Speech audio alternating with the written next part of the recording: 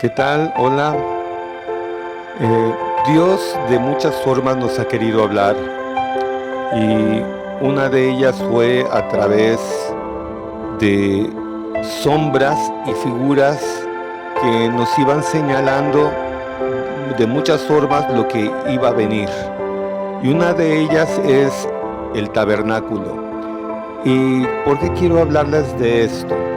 Hoy en día estamos en un movimiento que se llama la renovación carismática. Y la renovación carismática tiene un elemento en el cual uno de los principales es la asamblea de oración. Y la asamblea de oración se vive algo que es en esencial, lo que está constituido, pues es la oración espontánea, la música y la alabanza, la oración y la acción de gracias. Estos elementos ya estaban prefigurados desde el Antiguo Testamento. Y una de las cosas, si nosotros comenzamos a escudriñar la palabra de Dios desde el Antiguo Testamento, vamos viendo que ya estaba señalado por la mano de Dios esos elementos a través de estas sombras que iban apuntando lo que hoy encontramos en una asamblea de oración. Les mostraré un video en el cual nos va a llevar como que una semblanza y un entendimiento de las manifestaciones de Dios. Podemos decir de que había un punto esencial donde la forma de comunicarse Dios con su pueblo era a través de una tienda. Era el lugar del encuentro, el lugar donde Dios bajaba a hablar con el hombre. Era un lugar donde Dios se manifestaba, un lugar donde Dios entraba en comunicación con sus hijos, con su pueblo, y recibe diversos nombres. Esto iba a señalar hasta el día de hoy lo que son nuestras asambleas de oración. Pero en el pasado podemos determinar que fue en distintas épocas y en distintos momentos que Dios vino manifestándose. En una de ellas podemos encontrar que la primera manifestación donde Dios se pudo comunicar con el hombre, con su pueblo, con sus hijos, era a través del tabernáculo. El tabernáculo también se le llamaba la tienda de la reunión. Al igual de la tienda de la reunión, también se le llamaba la tienda del encuentro. Además de llamarse la tienda del encuentro, se le llamaba el santuario. Entonces podemos encontrar esos nombres: tabernáculo, tienda del encuentro, tienda de la reunión, y fue el primer lugar donde Dios diseñó el medio en el cual Dios iba a disponer un lugar para que Él pudiera comunicarse y manifestarse Él con su pueblo. Entonces les voy a poner un videíto para que podamos entender lo que es la tienda de la reunión, la tienda del encuentro o el tabernáculo. Entonces veamos el video.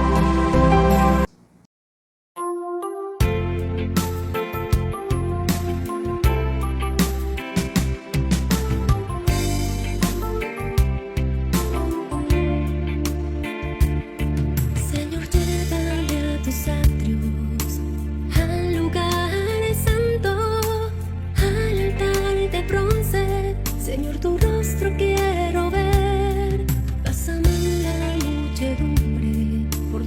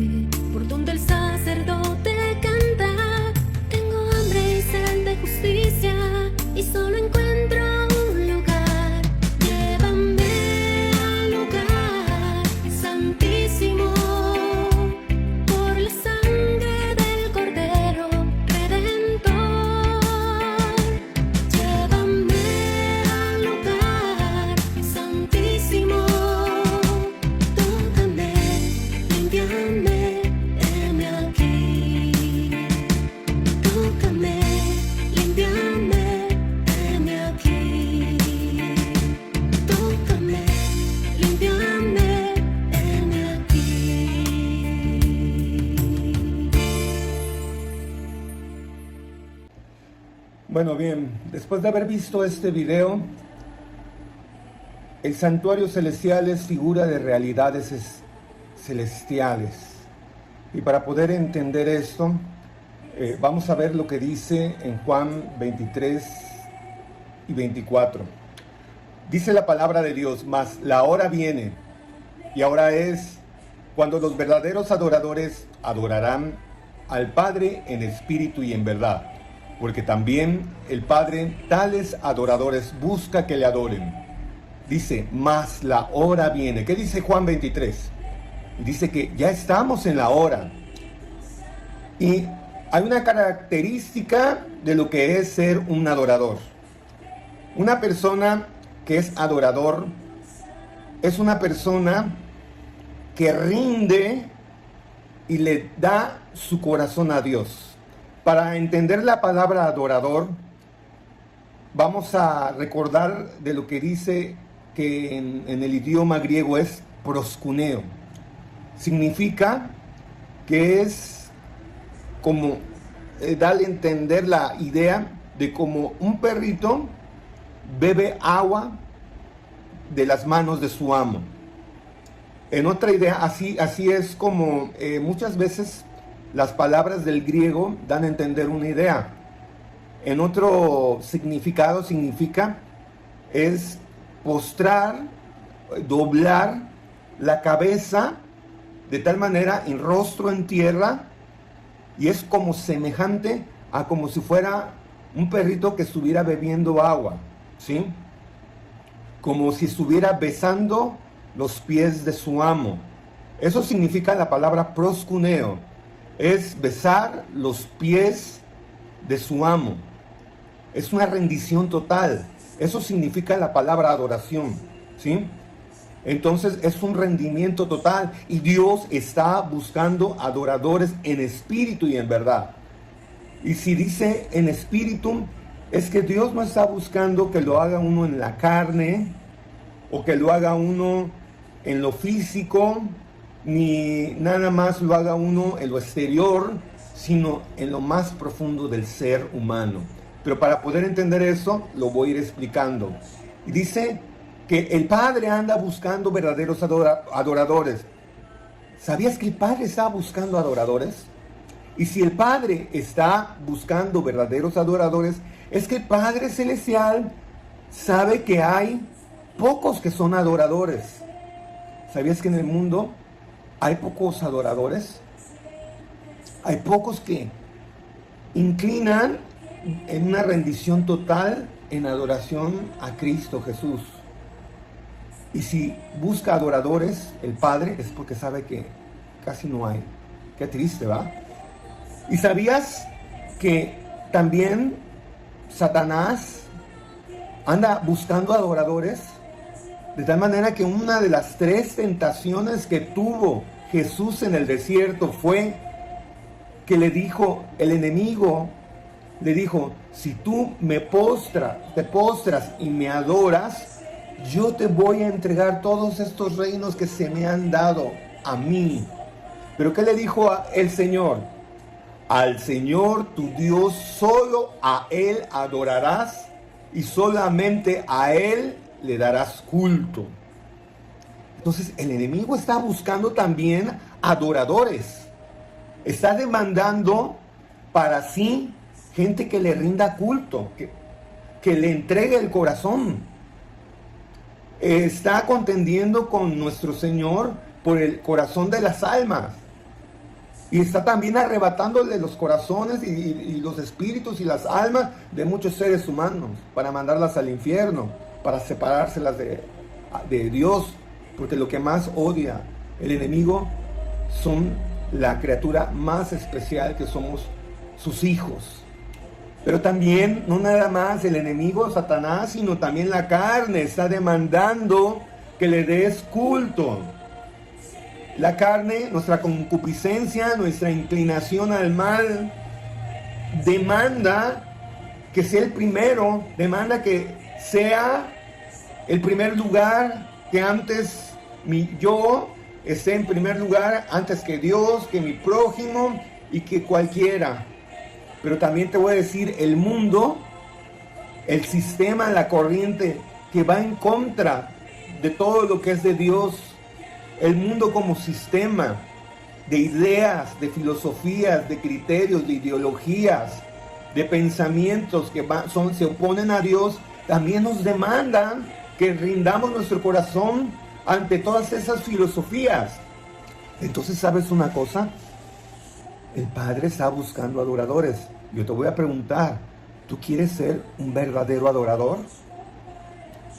Pero para ser un verdadero adorador, Dios diseñó una forma en la cual el hombre puede acercarse con Él, puede tener íntima comunión con Él, puede tener una relación fuerte con Él. Por eso el Padre envió a su Hijo Jesucristo, porque Él es camino, verdad y vida, y solamente Él nos enseña cómo relacionarnos con nuestro Padre Celestial. Entonces, ¿qué estamos viendo? Que todo esto tiene que ver con lo que vamos a explicar después de las asambleas de oración. Pero tenemos que entender esto, porque si tú entiendes esto, vas a tener la dimensión y el entendimiento de lo que es una asamblea de oración. Entonces decimos que el tabernáculo son figuras, sombras que señalan y anuncian de lo que iba a venir en la revelación de Jesucristo.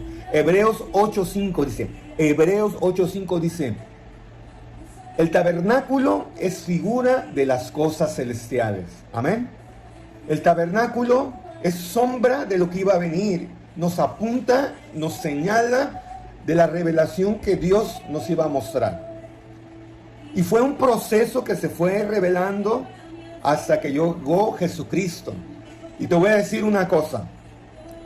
El primero que le fue revelado, el diseño de cómo nosotros, los hijos de Dios, nos podemos entrar en comunión y relacionarnos con nuestro Padre Celestial a través de Jesucristo, es a través de lo que dice Éxodo 25:4.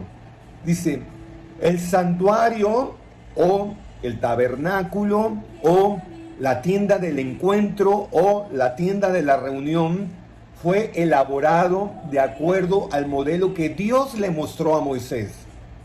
Moisés, cuando subió al monte y fue al monte Sinaí, ahí, después de que les dieron las tablas, pasó muchos días y vio cara a cara con el Señor. Y al ver y al contemplar la majestad, le fue revelado de lo que hay allá arriba. Y le mostró los planos y el modelo de lo que hay arriba y le mandó a construir. La hizo conforme el modelo que había visto allá arriba. Bien, el tabernáculo, la apariencia de lo que tenía, más bien era como una tienda de campaña, ¿sí? Esa tienda de campaña estaba constituido de 3 partes, ¿sí? De 3 habitaciones, por decir. La más exterior se llamaban los atrios. Era como un patio, había una entrada y pasabas al lugar santo y era el segundo receptáculo o la segunda habitación. Y hasta el fondo había el lugar santísimo, donde era el lugar más íntimo y estaba en lo más interior o lo más profundo de esa tienda, hasta el fondo, ¿sí? Entonces, el modelo que tenía esa tienda de campaña, que era bastante grande, era, por decir, los atrios, el lugar santo y el lugar santísimo, ¿sí? Entonces contemplamos el atrio, que era el patio exterior. El primer apartamento era el lugar santo, un lugar sagrado. El segundo apartamento, por decir, era el lugar más santísimo y donde ahí se manifestaba la presencia de Dios. Pues bien, entonces tenemos ahí, pero no nada más podemos ver que a Moisés le fue dada esta revelación, sino también se le fue dada al profeta David, o más bien se le fue dada, al rey David, ¿sí? Entonces, el rey David tuvo esa revelación.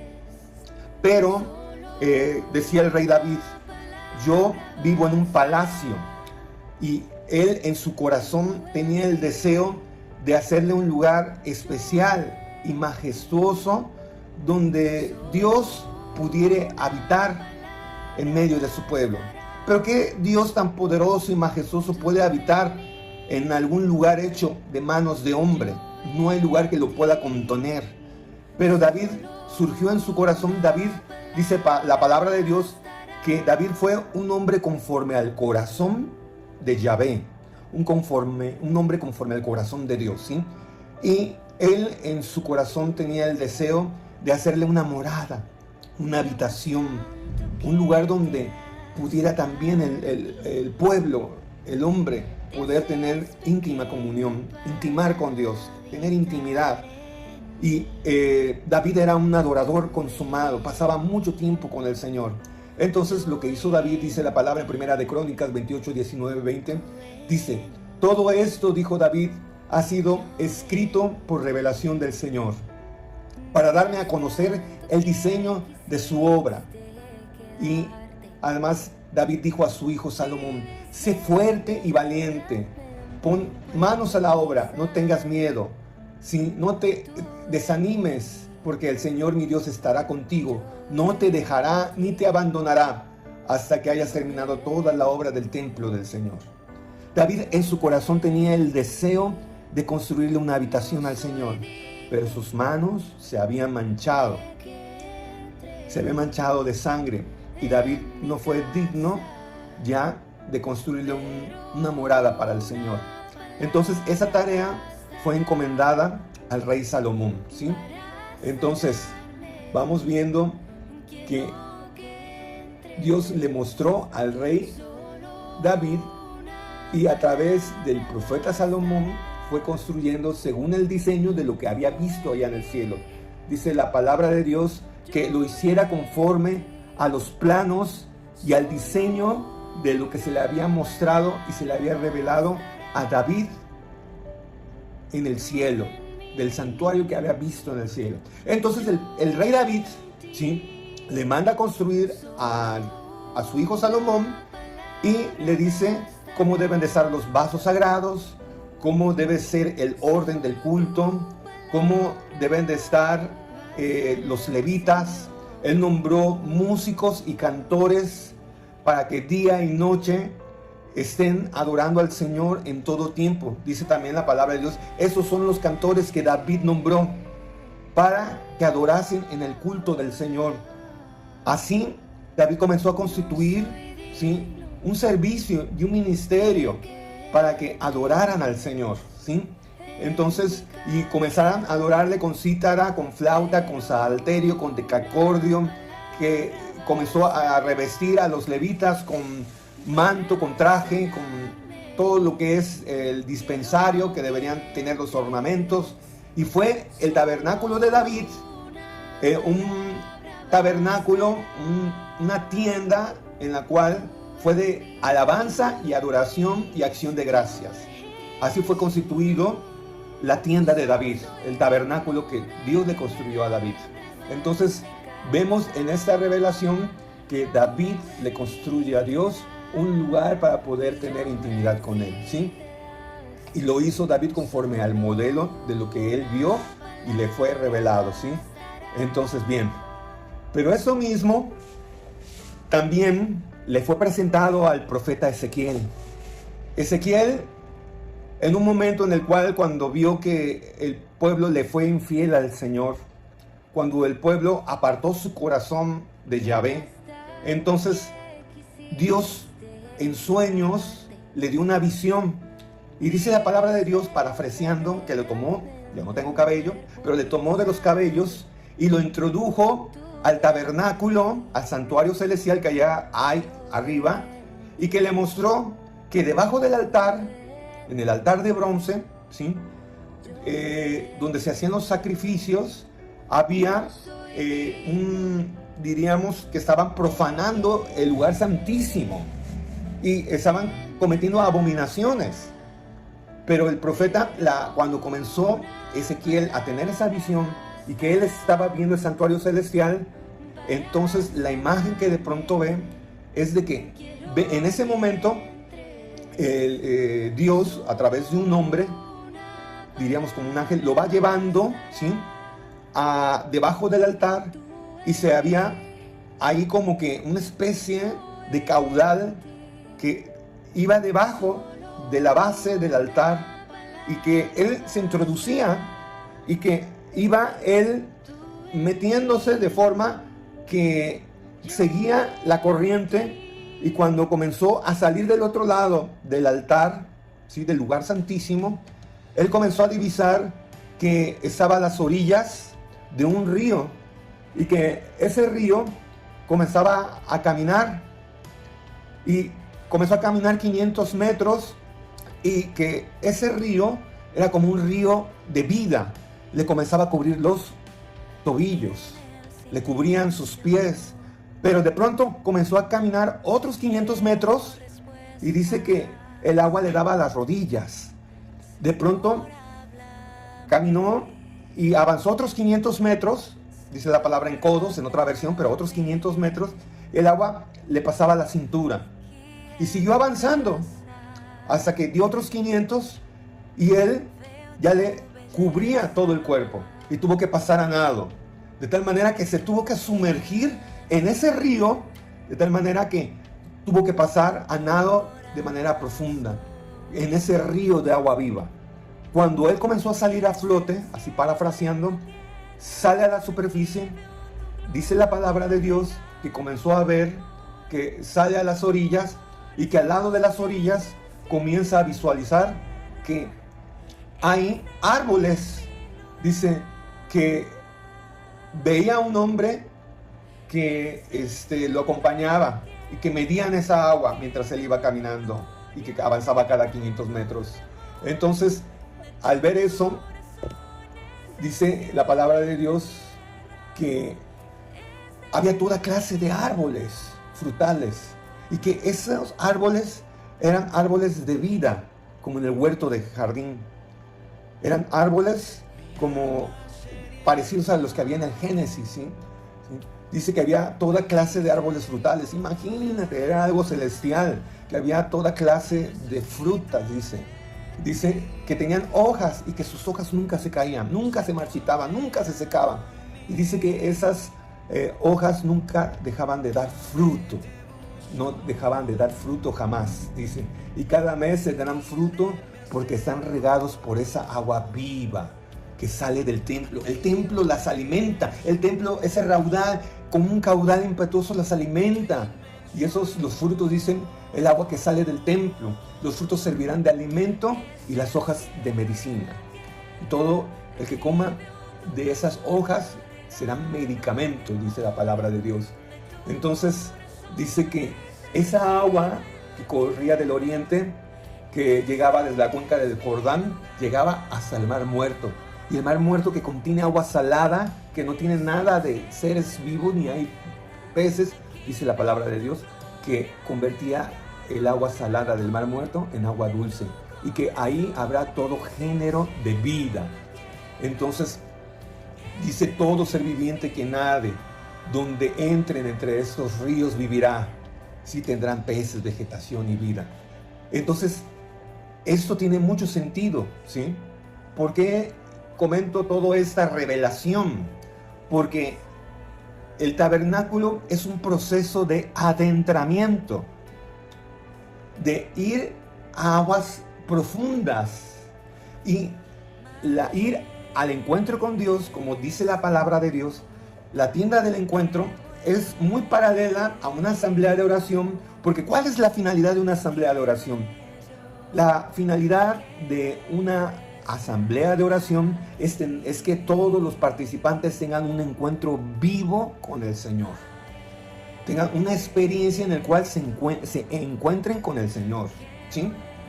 Entonces, ahorita tú le vas, de todo eso que te estoy recolectando, tú le vas a encontrar sentido, ¿sí? Entonces, bien, hay un cantito que dice, sumérgeme en el río de tu espíritu, ¿sí? Ese canto tiene un contexto bíblico y tiene una realidad, y ese sentido tiene que ver mucho con Ezequiel. Entonces, bien, vamos viendo esta revelación que nos va mostrando el Señor desde lo que es la palabra de Dios, que esto vamos mencionando ya, que llega un momento en el cual Jesús, cuando caminó entre nosotros, Él comenzó a hablar del tabernáculo, e inclusive en la época donde Jesús estuvo poniendo sus pies, ya había el tercer templo. El primero Moisés, segundo David, y el tercero fue construido por el rey Herodes, ¿sí? Entonces se maravillaban de la majestuosidad, y inclusive el enemigo en el pináculo, en la parte más alta del templo, le dijo si se tiraba y se aventaba, y lo tentó. Y un momento en la palabra de Dios que hay dos citas donde dice que Jesús lloró. En una de ellas fue cuando murió su amigo Lázaro, y en otra fue en el templo, y cuando dijo que no caería piedra sobre piedra, cuando dijo la palabra, él mencionaba de que, oh Jerusalén, Jerusalén, cuántas veces he querido reunirte como una mamá reúne, como una gallina reúne a sus hijitos, pero tú has negado el día de tu visita. Entonces comenzó a llorar, dice literalmente, y ya no te menciono el contexto porque la explicación bíblica refiere a un comentario muy diferente a lo que estamos hablando. Entonces vemos que ahí Jesús llora en el templo, ve la destrucción del templo y ve todo lo que iba a acontecer, ¿no? Y la profanación del templo en Apocalipsis, y la visión futura de muchas cosas que habría que hacer un estudio bíblico muy profundo, pero ese es otro tema. Entonces vemos que el templo, Jesús dice, destruyan este templo y en 3 días lo levantaré. Pero decían los maestros de la ley, los doctores, los fariseos, todos ellos, que cómo es que iba a destruir ese templo, que estaba blasfemando, ¿no? Que era lo más sagrado que tenía el pueblo de Israel. Pero en realidad él no estaba hablando del templo de piedra, él estaba hablando del templo de su cuerpo, que al tercer día resucitaría, ¿sí? Entonces vemos que Jesús estaba hablando de su propio cuerpo, ¿sí? Y que él volvería al tercer día. Pero no nada más dijo esto. ¿Acaso ustedes no saben, San Pablo dice, acaso ustedes no saben que son templo del Espíritu Santo? ¿Sí? Dice en 1 Corintios 6, 19, 20, ¿o ignoráis que vuestro cuerpo es templo del Espíritu Santo, que Él está con vosotros? Dice, glorificad a Dios en vuestro cuerpo, ¿sí? Y vuestro espíritu. Entonces estamos viendo que nosotros somos templos vivos del Espíritu Santo. Entonces estamos comprendiendo de que la cita bíblica que está hablando que Dios está buscando adoradores es porque los está buscando en espíritu, ¿sí? Entonces de esa forma hay que adorarle al Señor, y ahorita va a haber una mayor comprensión de eso, ¿no? Entonces bien, ¿cómo vamos a entender esto, sí? Dice la palabra de Dios que Él tiene un proyecto, dice, restaurando el tabernáculo de David, ¿sí? Entonces, ¿a qué se refiere eso? Dice, la palabra de Dios dice en Amós, está escrito que en Amós 9:11 dice, en aquel día, ¿sí?, levantaré el tabernáculo caído de David, repararé sus brechas, levantaré sus ruinas y lo reedificaré como en el tiempo pasado. Eso lo dice el profeta Amós. Pero también en Hechos 15, versículo 15 al 20, dice que está de acuerdo con los profetas, dice, como está escrito, después de esto volveré y reedificaré el tabernáculo de David que está caído, y repararé sus ruinas y lo volveré a levantar, para que el resto de los hombres busque al Señor. Y ahí es donde, cuando entran las asambleas de oración. Amén. Ahí es donde entra lo que tiene que ver con nosotros, los carismáticos y los renovados, ¿sí? Entonces, te voy a decir una cosa, ¿sí? Esto que te quiero compartir, ¿sí? Esto que te quiero compartir es que es una asamblea de oración, ¿sí? Así como el tabernáculo o la tienda de la reunión, era la experiencia en la cual el pueblo de Dios, el pueblo de Israel, se encontraba, tenía un encuentro con el Señor. Una asamblea de oración es para que el pueblo de Dios, nosotros, tenga un encuentro con el Señor. Amén. ¿Sí?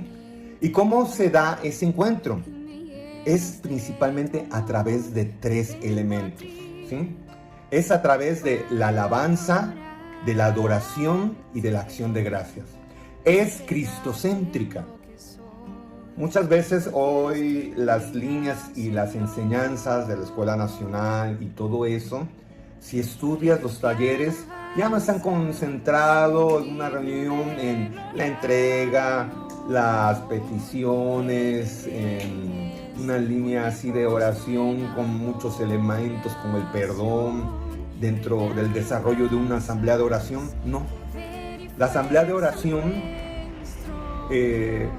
diríamos desde los cursos, los últimos cursos, en los últimos años que he asistido, he participado, simplemente es cristocéntrica.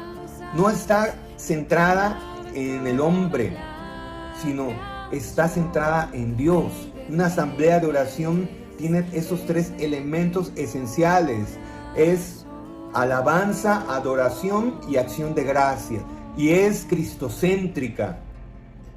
Entonces, vemos que en la asamblea de oración, sí, son necesarios esos 3 elementos para tener un encuentro con el Señor, ¿sí? Pero bueno, Dios al utilizar estos medios, ¿por qué utiliza la alabanza, la adoración, ¿sí? Y la acción de gracias? Porque nuestra relación con Dios lleva un proceso natural de acercamiento, de que lo que pasa es del cuerpo a la mente, de la mente a las emociones, de las emociones a nuestro espíritu. Lo voy a repetir.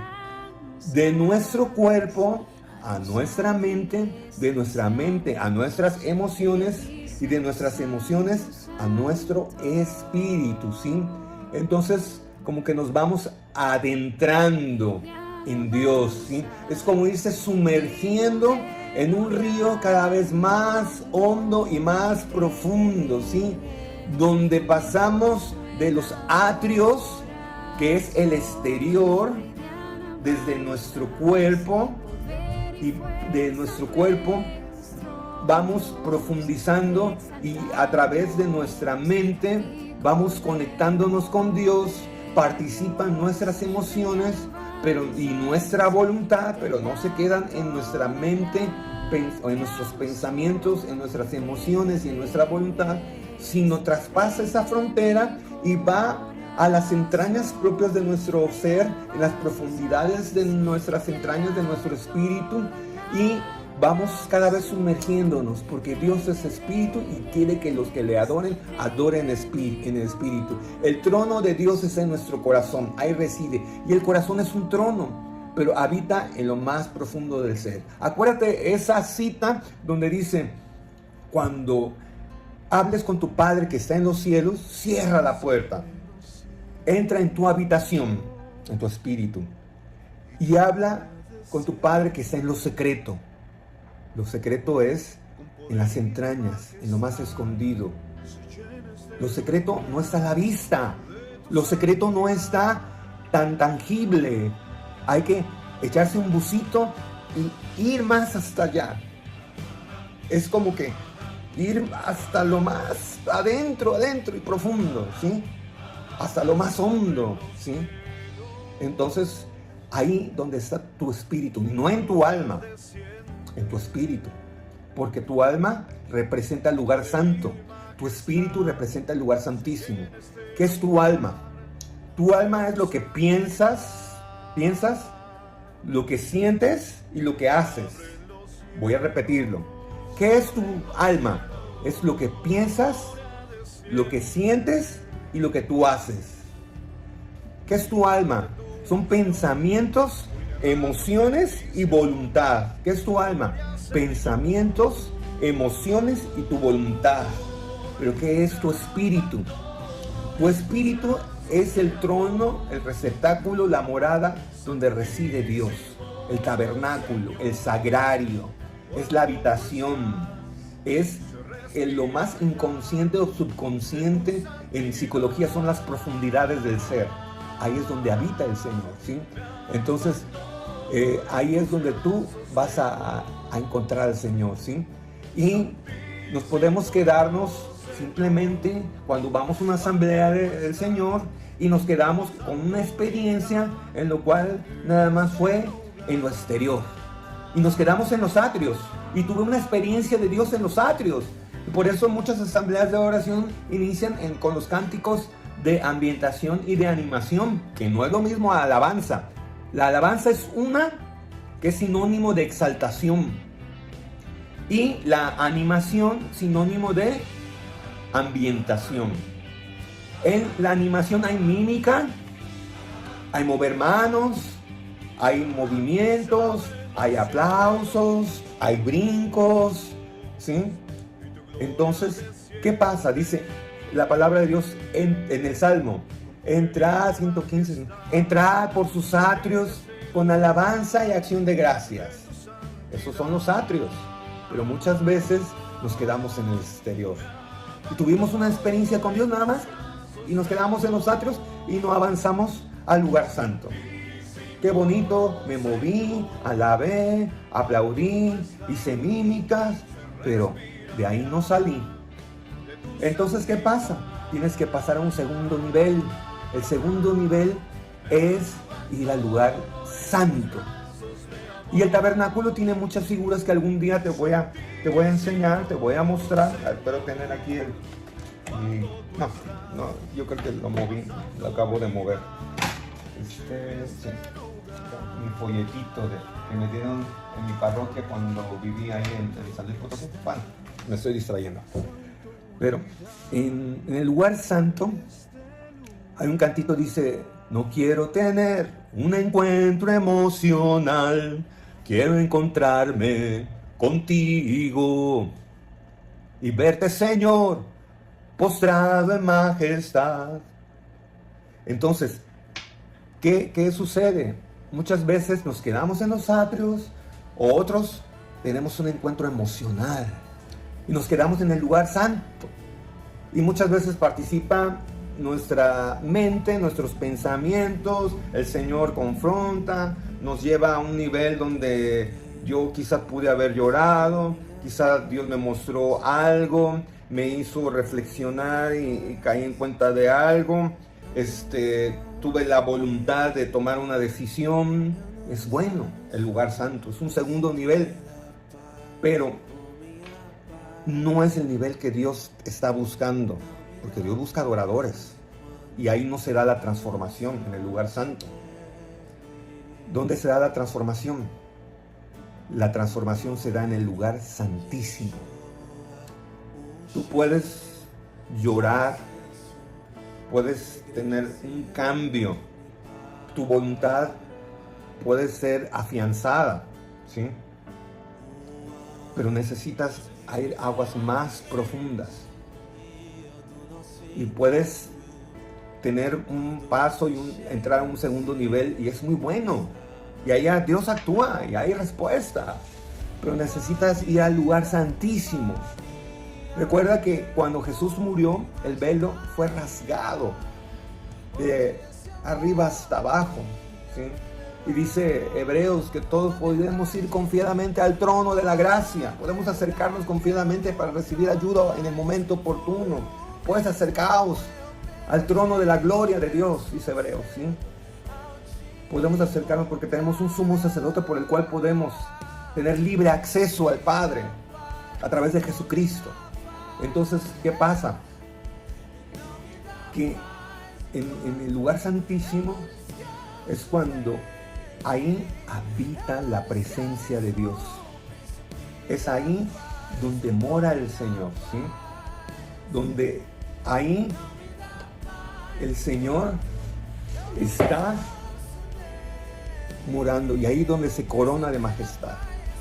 Y es donde te espera. ¿Cuántas veces dices, voy a la asamblea, pero falta impacto, falta ese poder que transforme? Porque como animador, cuando oro, Yo no puedo ver los milagros de Dios. Yo cuando dirijo una asamblea, yo no veo un paralítico levantarse. Yo no veo que si llegase un matrimonio ahí, ser reconciliado, y si estaban a punto de separarse, divorciarse, se vuelven a unir. Porque yo en una asamblea de oración, el drogadicto viene, baja la gloria de Dios y deja drogas, y al día siguiente el dinamis de Dios, la unción y el poder lo libera, y la gracia se manifiesta y le da voluntad para no volver a pecar. Pero ¿qué pasa? Que muchas veces no llegamos al lugar de su presencia, al lugar santísimo. Nuestras oraciones no van allá más arriba del techo. Ahí llegan, no pasan, ¿sí? ¿Y qué sucedía en el lugar santísimo? En el lugar santísimo, como viste en el video, era la Shekinah, la nube de gloria.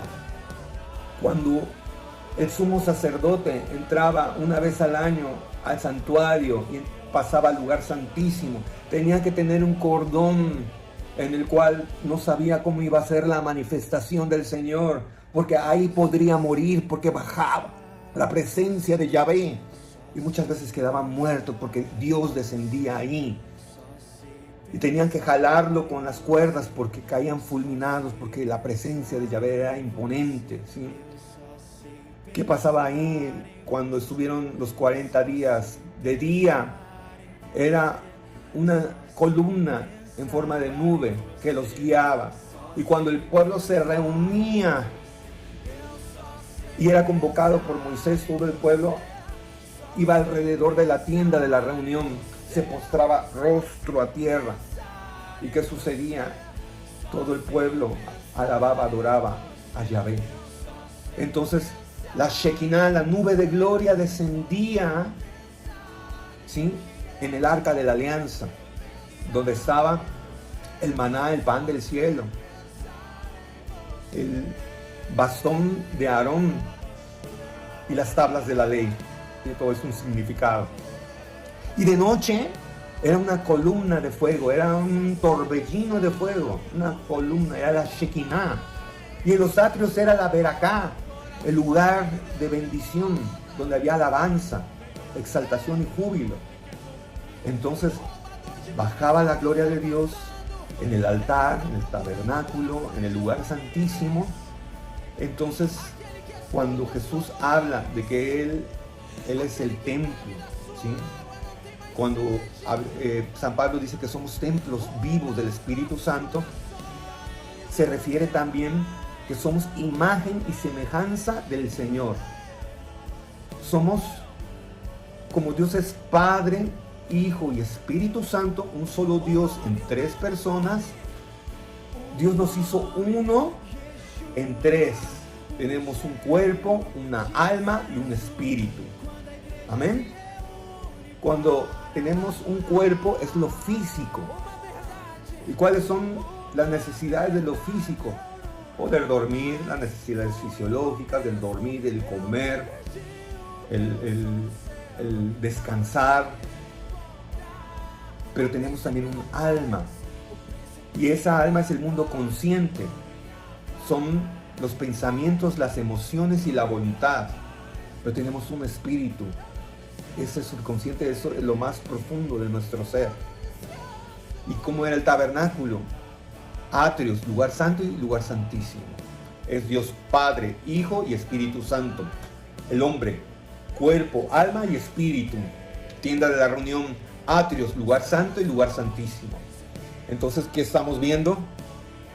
Que cuando nosotros estamos en una asamblea de oración, la persona que está dirigiendo y los que son servidores tienen que tener esta visión y ese conocimiento de que deben de ir del cuerpo al alma y del alma al espíritu, que debemos de ir de lo exterior a lo interior.